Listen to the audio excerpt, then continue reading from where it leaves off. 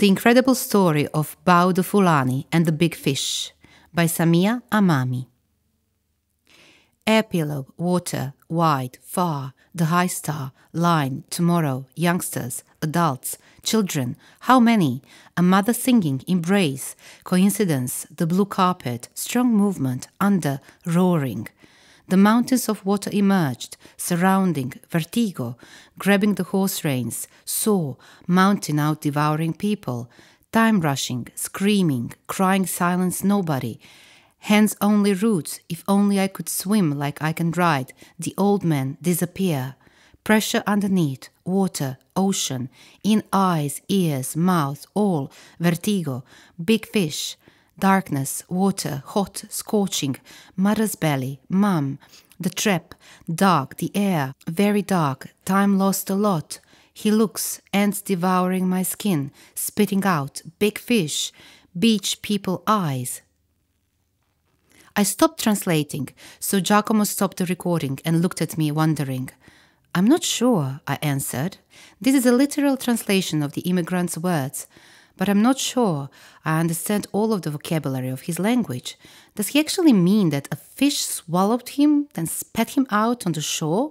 Or is it just a metaphor? That's what the translator who brought him in for investigation said, as you can hear it in the recording. He confirmed to us that the immigrant speaks the Foulani language, but he couldn't make out the dialect. This is why I called you. You're the only real expert in Foulani and you master its different dialects, which could allow you to locate the region from which he came.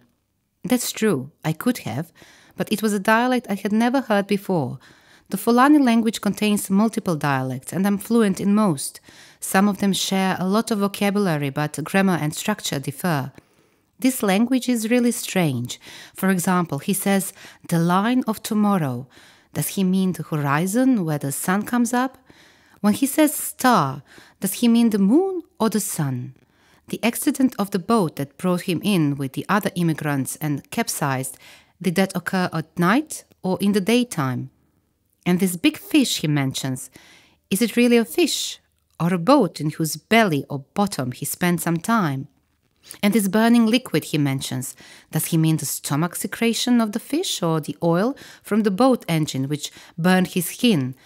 And what does he even mean by the mountains that emerged in the water? I continued to expose all the hypotheses that could help translate the Foulani immigrant's words while Giacomo kept peering at the large piece of paper in front of him, spread out like a chessboard, switching his gaze back and forth between the computer in front of him and the lines and empty squares on the paper, like he was desperately trying to benefit from my explanation of the linguistic intricacies of Foulani and Swahili, which seemed useless to him. Has he mentioned the country from which he came? I asked, unprepared for his disproportionate reaction to the situation. Would you be here if he did? It's been 3 weeks since he was picked up between life and death on the Mondello beach. Everyone questioned him. The female immigrants waiting here to be deported talked to him, to no avail. He says that he comes from the land of the Great Spring. Nobody knows where the land is. And he keeps rambling about this big fish, the fish that swallowed him. He was kept under supervision in the hospital after he was caught at the beach. The doctor's report is quite clear and does not indicate any mental illness that could explain this strange story that he came up with. Nothing in his account makes sense. No country of origin, no country of crossing, no track record of his journey, no identities for those who were with him on the boat, not even a sign of the boat itself. Nothing that I could use to write this report. I listened to Giacomo as he poured his heart out, the words pushing out of his lips, and his voice choking as if it were a personal matter. He didn't used to be like this. I'd known Giacomo for 2 years. I had met him for the first time in one of the camps in Central Africa. I was invited to interpret for a diplomatic mediation meeting to ease the tension between two rivaling tribes. He was working with Doctors Without Borders. I used to watch him treat the wounded, comfort the women and the mothers, and feed the babies under the shelling of rifles and bombs, with a friendly smile that never left his freckled face, tanned by the African sun which he loved dearly. I remember when I saw him once at the end of an exhausting day of work, playing with the children who kept climbing his shoulders and riding him laughing, as he spun them around imitating a neighing, agitated horse. My heart overflowed with tenderness. I thought I had fallen in love with him. Youth. A lot of time has passed since our last meeting. We got acquainted with death, misery and hell. Then life took us our separate ways. When he called me 2 days ago, I had just ended my contract with the organization where I worked as a translator, so I did not hesitate to come. It's one-day job, he told me. You come to Mondello early in the morning and you get on a plane back to Paris by the end of the day. I did not expect to find him distressed. He must be used to such shenanigans. Immigrants hiding the truth, pretending they have amnesia, or fabricating events they heard in their countries or villages, so they do not get deported back to the hell of the field. The instructions have become very strict, and this humanitarian system, which the Western world boasts as its pride, an emblem of civilization, has become a heavy legacy which embarrasses the countries of the North. Politicians come up with such polished discourses, but the bottom line is the same. We don't want you. The instructions are clear. The largest possible number of immigrants must be returned to their countries of origin. Yes, it is quite pointless to ask further. I understand you very well, that's all I said. Then added, how can I help you, Giacomo? Because honestly, I can't see what I can do more than my previous colleague did. His face softened and his voice wasn't as harsh anymore. There is no sign of a boat leaving the coast of Libya or Tunisia. The coastal authorities have not received a mayday signal from any boat for over 4 weeks. No bodies have washed ashore. There is no trace of the journey he's talking about, nor has any of the immigrants with him on the boat been identified. The journey he keeps going on about is a ghost. He could not have spent a week in the belly of the whale, as he claims. It would have digested him, bones included, and pushed him out as a sea fertilizer. Giacomo laughed, repeating his last words, as he realized that, inadvertently, he was trapped in the immigrant's story. Suddenly, a strong smell invaded the place. Face down, I was watching the saliva bubbles coming out of my mouth and landing at the bottom of the toilet. Something in my body is trying to turn it inside out, like a sock. I could hear the cleaning lady standing behind me, holding a roll of toilet paper and waiting for me to finish my vomiting party, rambling in broken French. It's so weird. The center provides food, yet they insist on cooking on their own. They use the same ingredients, the same spices, but their food has a distinctive strong smell that turns your stomach. Even the neighbors are complaining. When the vomit storm receded in my belly and my digestive system rested at last, I lifted my head and looked at her face. Slightly dark-skinned, with blonde hair spreading out like a field of ripe wheat after a strong windstorm, over dark roots of curly hair which looks like she belongs to the African continent. She handed me the toilet paper and added, "Is it true that there is a wizard in here?" I wiped my mouth and my face, peered at her for a while, then answered, "It is the smell from the concentrated detergent that you use." I shut the door in her face and saw across from me silly writings and drawings dug into the wooden toilet door, a testament to all the detainees that went through there. I archived the writings by snapping a photo with my phone camera, while she continued to talk to the closed door about the sanitary protocol, the cats that disappear suddenly, and all the weird things that happen in the center. Her voice started getting further as she rambled on in Italian mixed with Tunisian swear words that she thought I could not understand. I laughed. I often find myself in similar situations. There are so many stories I heard from people who could never have guessed that behind my blonde hair, blue eyes, and delicate nose lies the most authentic Tunisian origins. Giacomo's face was relieved when I told him about the solution I came up with in the restroom. I'm going to try to decipher the symbols of the language spoken by the Foulani. It's not impossible, but I need all recordings of his questioning, as well as a private session with him to observe the internal pattern of his dialect. This will lead us to the original version of his story, in addition to precise information about him and his journey. I need to photocopy a great deal of sketches, which will take 6 to 8 hours of work. This means I have to spend an extra day here. Jacob promised to provide everything that I needed and to add the extra hours to my check, in addition to accommodation in a beautiful hotel overlooking the beach. The noise of the children and the vacationers playing at the pool merged with the Foulani immigrant's voice, which extended like an open field. The software I was working on to decipher the strange language needed time, but there I was, sitting in the bathroom looking at the pregnancy test. It was the third test since my period stopped. I don't know what I was expecting by retaking it. Each time I hoped I wouldn't see this pink line announcing the dangerous swerve my life was about to take. I hadn't told anybody yet, not even René, my husband. He is such a sweet man, and I'm so lucky to have him. All through the years we've been married, he'd never asked me straightforwardly, but lately he's been hinting at it more and more. He was delighted when I told him that I was putting an end to my international work, that I was settling in Paris to teach and write, and that I was actually considering having a baby that could make him a father and could make us a family. He left a thumb as a reaction to my message, telling him that I'm staying in Mondello another night. He's not happy about it. Usually he leaves a heart on all my messages. I typed a line breaking the news to him, then deleted it. I'm going to surprise him when I get back, or maybe not. Maybe I'm just stalling as usual. I need time to think. Bringing a child to this world is a terrifying decision. Why did I accept this room overlooking the pool? I closed the window and the children's noise disappeared. The Foulani voice invaded the room.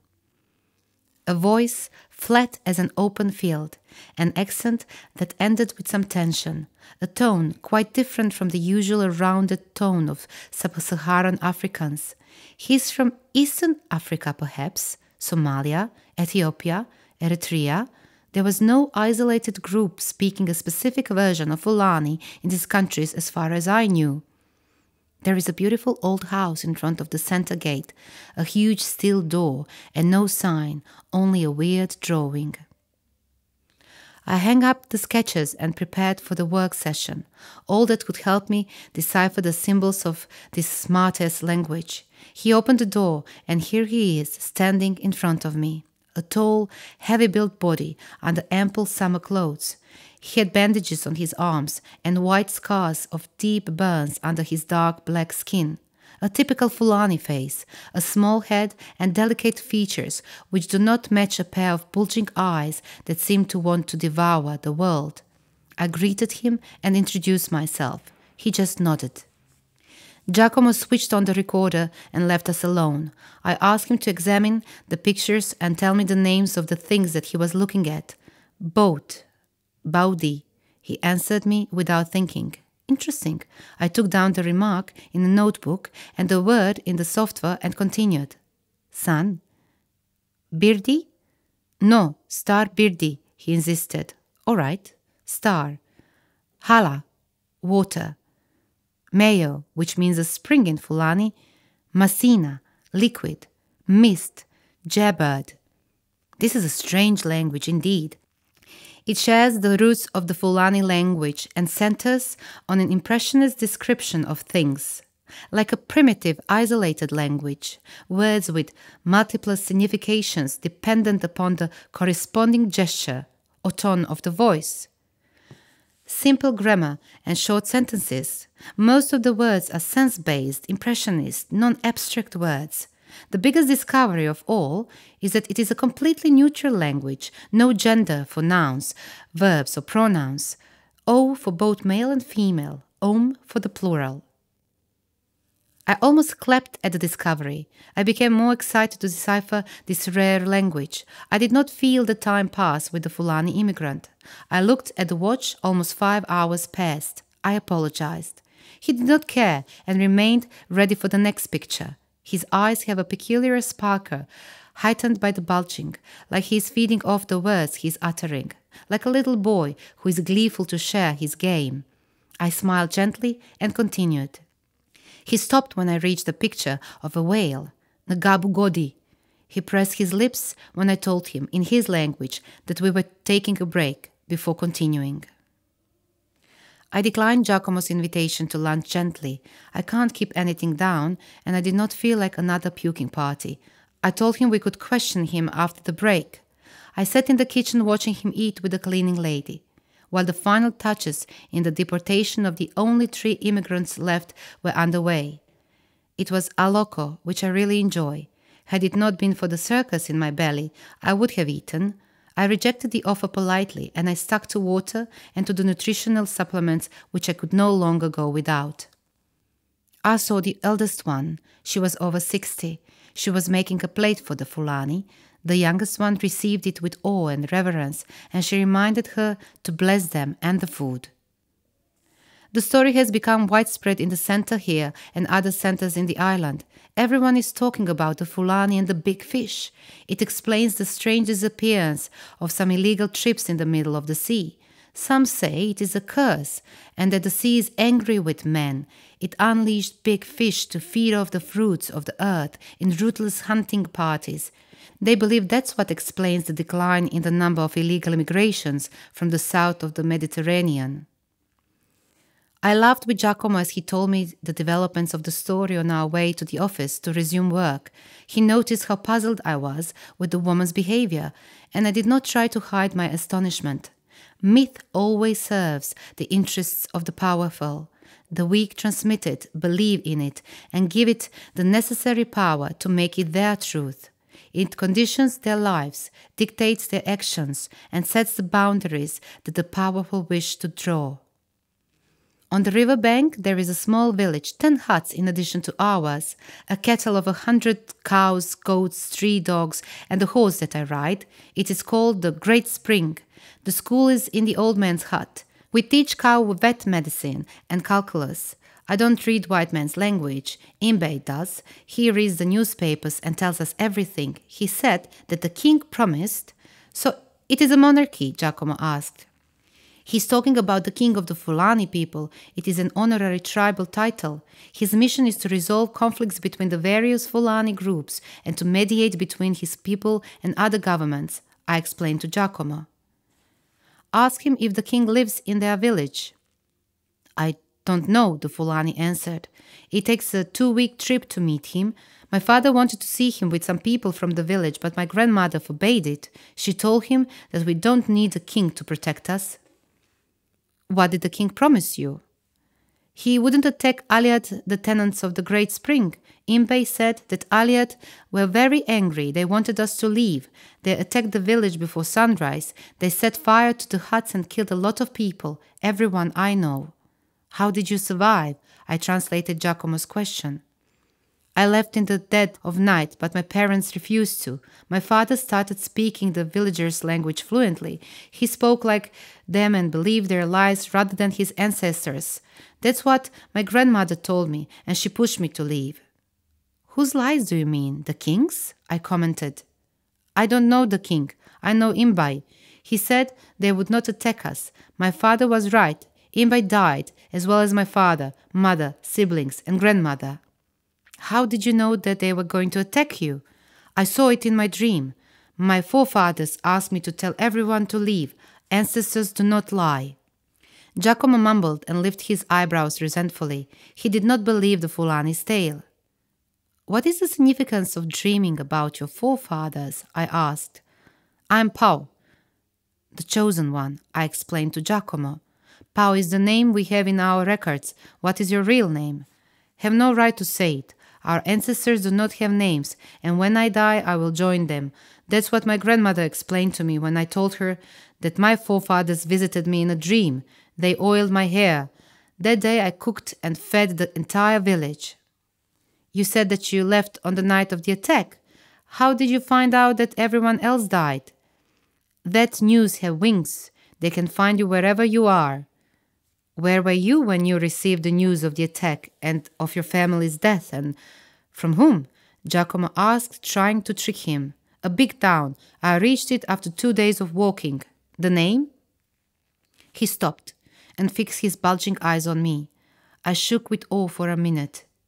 I don't know, it does not matter, he answered briefly, and went on describing his journey which lasted 4 years. It started with the Foulanis who crossed the desert with him, then the masked man who sold him in Libya, where he was imprisoned and forced into labor, then how he managed to flee to Tunisia with 3 others, how he was helped with a job in an olive farm in the south of Tunisia until he put together the money for the trip. He continued describing the crossing, the incident, and the whale which ate him and in whose belly he spent some days until it spat him out on the shore. Giacomo's freckled face turned red with anger, and he stopped the recording. "This is a joke," he said in a choked voice. "He comes from the village of the Great Spring, by the river which no one has ever heard of. He doesn't read or write. He doesn't know in which country it is, nor the neighboring countries where he took refuge, nor the names of the masked man or the farm owner of the South Tunisia, or the name of the boat owner who arranged his trip. All these paid hours you spent deciphering this strange language have been useless." I was infected with a rage and asked him to lower his voice, then rushed outside. I asked the cleaning lady for a cigarette. I should not smoke. I lit it. My head is about to burst. "The directions are clear, Sarah," Giacomo followed me, saying. "The refugee status will not be given to anyone whose story sounds fabricated, let alone this man who is claiming he is a prophet and that he can live inside a whale for days. What am I supposed to tell the government representative who is coming to finalize the procedure for shutting down the center?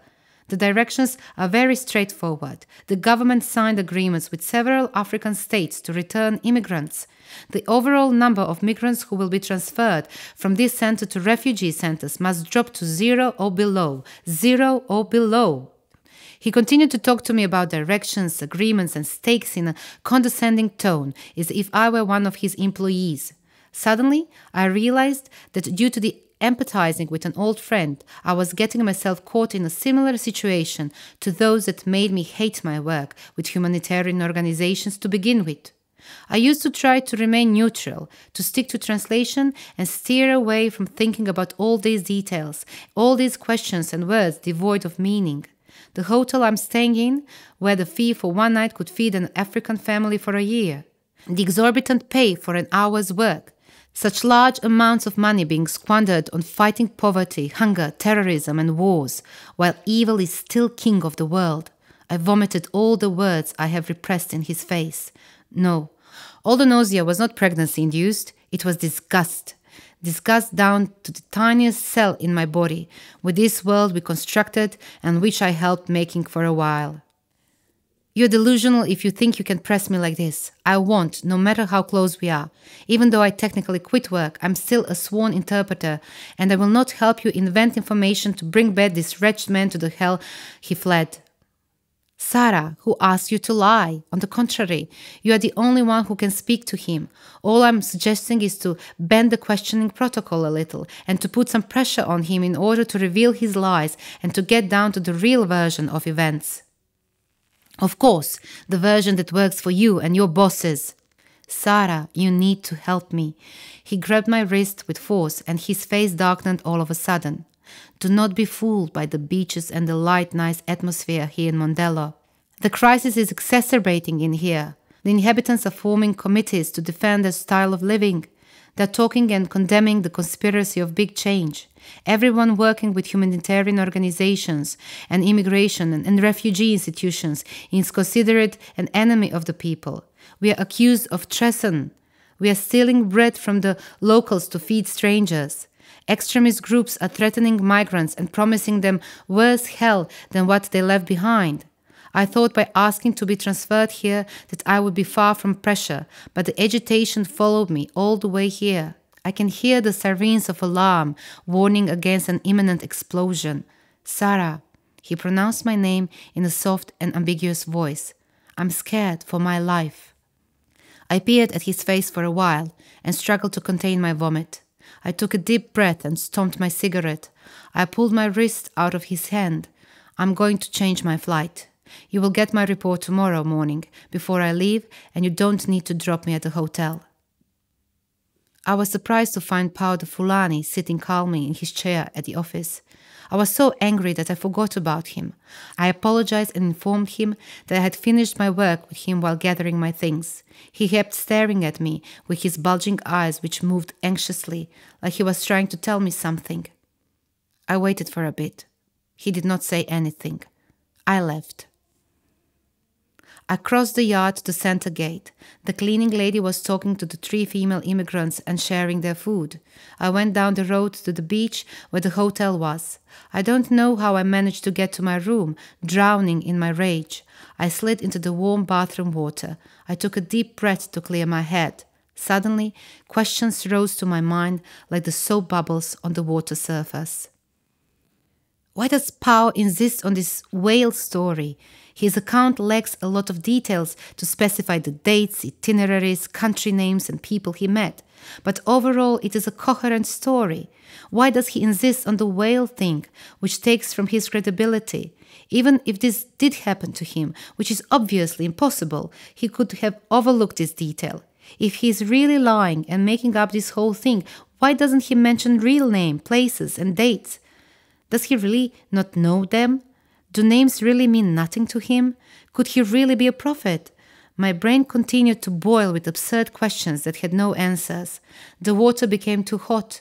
I jumped out, leaving a small puddle behind me. I turned on the laptop and typed some keywords. An attack on a Foulani village, the Great Spring, struggle for water, 4 years ago, 2015.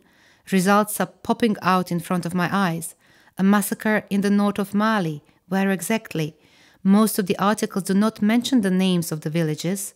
North of Mali, near the Niger River. Where? Maybe it is an African thing. Names do not matter.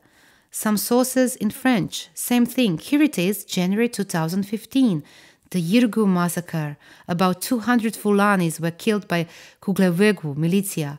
April 2015, here it is, April 2015, an attack on Arbinda in Somme, Burkina Faso. 160 people, mostly Foulani villagers, were killed by anonymous armed men. The attack happened at 5 a.m. Gunmen on motorcycles set the homes and storehouses on fire and shot the inhabitants. The events match Bao's account. Most massacres look the same, but why not? How old was he then? 16, 17? To have your entire family murdered after you warned them, to have your grandmother push you to flee, then to suffer for 4 years, it is quite a trauma. To have your entire family murdered after you warned them, to have your grandmother push you to flee, then to suffer for 4 years, it is quite a trauma. Is there any way he is really a prophet? Giacomo was neither happy not angry to read my report with all the discoveries I spent the night fact-checking. There is no established agreement with Burkina Faso for the return of immigrants, I said to him in a subtly triumphant tone. I will finish filing in the form and then he will be moved with the women to the refugee center inland. Now he is some other employee's business. Thank you so much, Sarah. Then he invited me to have a drink with him while waiting for the plane. I would have loved to, but I'm pregnant. I said it for the first time.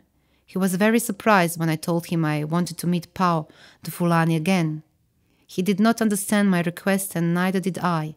Had I really lost the neutrality I spent years training for and sympathized with him? Or was my curiosity still pricked by his provocative story? Yunus or Jonas?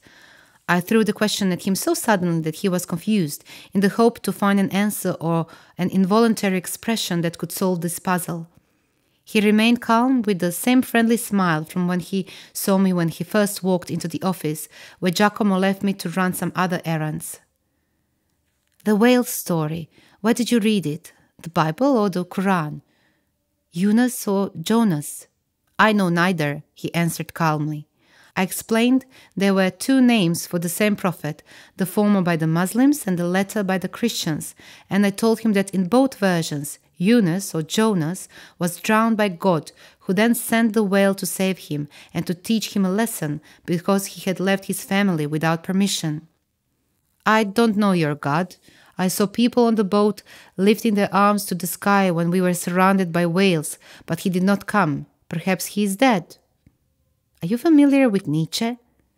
You keep mentioning weird names. In my tribe, we do not read books. My grandmother told me that we used to take to the road every time angry book people caught up with us. We don't need a king nor books. Our life is simple. Rain falls, it fills the spring which waters the plants. The cows eat it and we drink their milk and thank the sky and the bright star and the trees. We fall in love, we get married, and we bring children into the world. They learn calculus, the names of things, and medicine. We used to choose an isolated spot every time we reached a new village. My grandmother would cook and invite everyone to eat.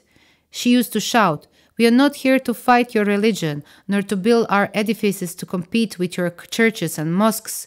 We are only crossing by. Our cows won't ruin your plantations. We won't sell them.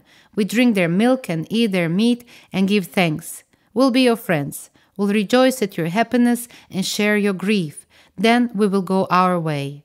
Grandmother would wait. Only after people had eaten would she give a name to the place and build huts. Did I used to understand what she says? I don't know, it seemed like it. There were words we picked up as flowers amidst our journeying. We only take what we need. Too many words create sad thoughts and anger. We have figured out whence you came, maybe, but you have not told us where you're heading. Why did you cross through here? He pulled out a photo wrapped in plastic, the photo of an African man standing in what looks like a forest. Behind him there is a flowing spring. Kuman, the cousin of my friend who drowned. He sent it to him from a village here in the north. He says it is nobody's land. It has a flowering spring that is never scarce, and very few people who are just like us. They live in wood huts. They share the land with livestock and strangers. They fight boredom with kindness.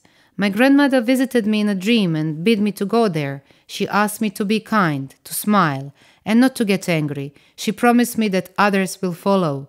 My grandmother does not lie. I flipped the photo around.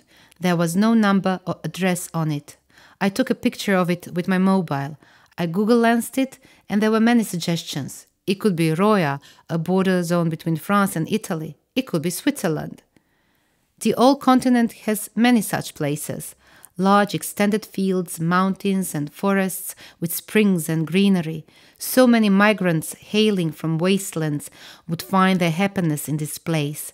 I imagined the journey of the very first man from Africa, and here he is standing in front of me after he crossed the paths of death, fleeing poverty and suffering, retracing the path of his ancestors to the north. I imagined him in that place in the photo. I imagined his great-grandkids in 1,000 years. Why are so many people desperately resisting this? It is a mad and absurd idea. No one can resist the neutral flow of evolution. I peered at him with a very curious smile. It doesn't matter that you don't believe my story with the whale. All that matters is that you are kind. I don't know why my eyes watered all of the sudden. Before I crossed the doorway rushing out, I was halted by his words. "It is going to be a daughter." I froze. I did not turn around. A while, I left. That is the story, the way I witnessed it and experienced it. Perhaps I was too nearsighted to grasp the whole truth of it. Perhaps the pregnancy hormones impacted my understanding and assessment of some things. But everything I have said is documented and archived in a report with vocal recordings. Even though I had stopped working, I was still a sworn translator, and I was never an accomplice in what Baoo the Foulani, or Ziad as you're calling him, did. I never helped him beguile immigration authorities, as my old friend Giacomo keeps accusing me every time the subject is brought up with friends and acquaintances we have in common. I discovered the truth like any other person. 3 years went by. I was home. René, my husband, was playing with our little daughter, who was organizing a tea party with her favorite doll. He was implicated in her little calm world. Yes, I did give birth to a girl, and for a while I really thought that perhaps I had met a prophet, until one day I turned the TV on to watch my favorite cultural show. They had invited me as guest before when my first book on linguistics came out. I could not believe my eyes and ears when I saw him. It was him, with his black skin and his bulging eyes, that wanted to devour the world. He was responding with his usual smile, which I knew so well, to the presenter's introduction of him as Ziad Shushan, the autodidactic Tunisian poet and writer. I was shouting, "No, no, no, no, no," to my husband's surprise, listening to him speak in perfect French about how he reconstructed the story of his supposed ancestors, how they reached the south of Tunisia, and how he imagined the primitive language they spoke at the village of the Great Spring on the banks of the Niger River, in the border zone between Mali and Burkina Faso. How he used his imagination to continue the itinerary of Baoo, his protagonist, until he reached Roya in the Italian-French border, where he wrote his book after working in agriculture there. I kept laughing hysterically, surprising both my daughter and my husband, and all I said was, "This man is a genius. He is a genius." Baoo overcame all borders. He understood the absurdity of the system, and he got us implicated in his story, trying to fill in the gaps with dates and events. The Foulani did not mention how he crossed the sea. It does not matter. All we know is that he did not cross inside a whale, as he claimed. He crossed through language and words.